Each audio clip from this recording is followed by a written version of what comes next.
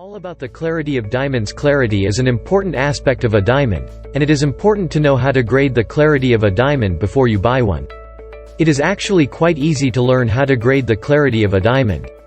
There are basically two things that you must understand: diamonds with visual inclusions and blemishes, and those that are eye clean, meaning that there are no inclusions or blemishes that can be seen with the naked eye.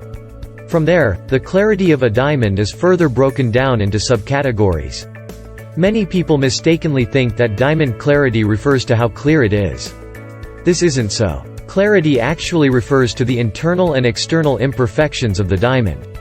The best diamonds, of course, get a grade of FL or IF, flawless or internally flawless, meaning that it is perfect. A grade of I1, I2 or I3 means that the diamond is imperfect, with a grade of I3 being the worst. Other grades are VVS1 and VVS2, which means that the diamond is very slightly imperfect. VS1 and VS2, meaning the diamond is very slightly imperfect. SI1 and SI2, which means that the diamond is slightly imperfect.